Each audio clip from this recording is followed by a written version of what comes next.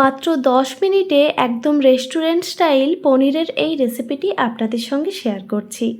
নমস্কার বন্ধুরা, পূর্বাস কিচেনে আবারও একটি নতুন রেসিপিতে আপনাদের সবাইকে স্বাগত জানাই।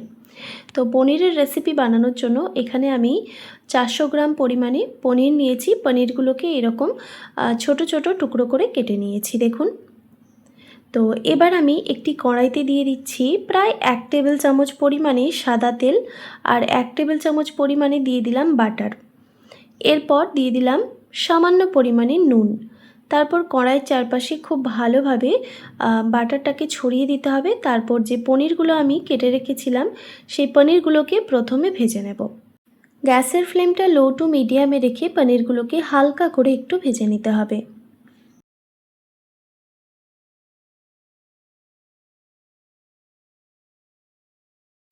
গ্যাসের ফ্লেমটা লো টু মিডিয়ামে রেখে আমি পনিরগুলোকে হালকা করে ভেজে নিয়েছি। দেখুন পনিরের কালার কিন্তু চেঞ্জ হয়নি, ঠিক এইভাবেই পনিরগুলোকে ভেজে নিতে হবে। এবার আমি পনিরগুলোকে কড়াই থেকে তুলে নিচ্ছি। এবার দেখুন একটি পাত্রে আমি উষ্ণ গরম জল নিয়েছি, এই জলের মধ্যে পনিরগুলোকে ভিজিয়ে রাখবো। বেশ কিছুক্ষণের জন্য ভিজতে দিলাম। ততক্ষণে আমি এই রেসিপির জন্য যে মশলাটা লাগবে সেই মশলাটা রেডি করে নিচ্ছি। একটা মিক্সিং জারে দিয়ে দিলাম একটা মিডিয়াম সাইজের টমেটো কুচি, কয়েকটা কাজু আর দিয়ে দিলাম 1 টেবিল চামচ পোস্ত, 1 টেবিল চামচ চারমগজ বা মগজদানা আর 1 টেবিল চামচ পরিমাণে সাদা তিল। এবার সামান্য পরিমাণে জল দিয়ে এটাকে খুব ভালোভাবে বেটে নিতে হবে।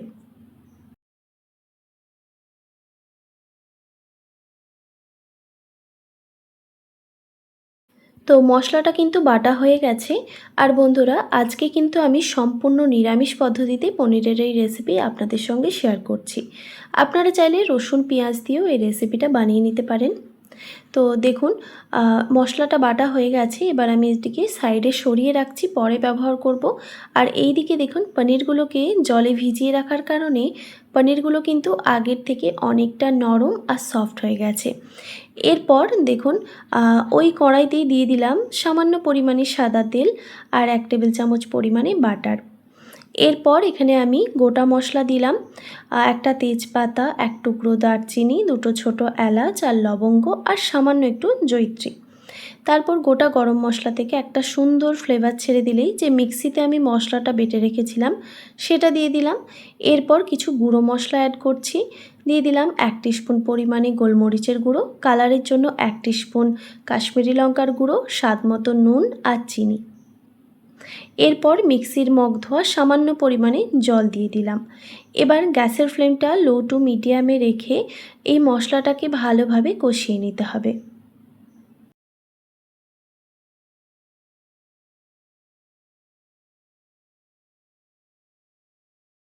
বেশ কিছুক্ষণ সময় নিয়ে আমি মশলাটাকে কষিয়ে নিয়েছি। দেখুন মশলার থেকে একটু একটু করে তেল ছাড়তে শুরু করেছে। এই সময় আমি পনিরগুলোকে এর মধ্যে দিয়ে দিচ্ছি। পনিরগুলোকে আমি জল ছেঁকে রেখেছিলাম। এবার এই মশলার সঙ্গে খুব ভালোভাবে মিশিয়ে নিতে হবে।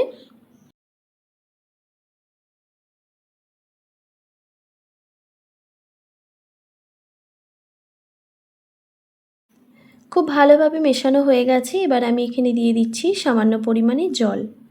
জলটা দেওয়ার পর আবারও ভালোভাবে মিক্স করে নিতে হবে। আর এখন কিন্তু আমি গ্যাসের ফ্লেমটা একদম লোতে রেখেছি। গ্যাসের ফ্লেমটা লোতে রেখেই এই পনিরগুলোকে রান্না করে নেবেন, দেখবেন রান্নাটা বেশ সুস্বাদু হয়। তারপর দেখুন একটি ঢাকনা দিয়ে ঢেকে রেখে দিচ্ছি কিছুক্ষণের জন্য। কিছুক্ষণ পর আমি ঢাকাটা সরিয়ে নিলাম। এবার এখানে কিছু মশলা অ্যাড করছি।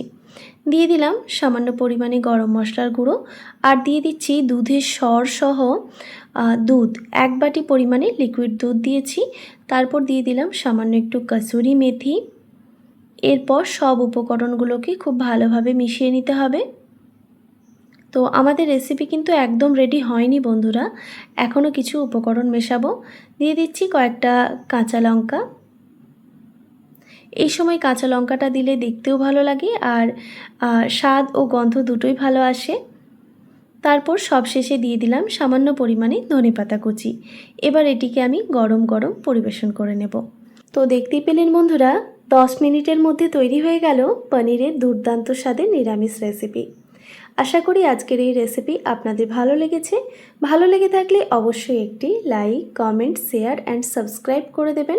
পাশে থাকা বেল আইকনটিও প্রেস করে দেবেন, তাহলে নিত্য নতুন রান্নার ভিডিওগুলি আপনাদের কাছে পৌঁছবে। ভালো থাকবেন, সুস্থ থাকবেন। আবারও দেখা হচ্ছে আপনাদের সঙ্গে নতুন রেসিপি নিয়ে। আর বন্ধুরা, এতক্ষণ আমার সঙ্গে থাকার জন্য আপনাদের সবাইকে অনেক ধন্যবাদ।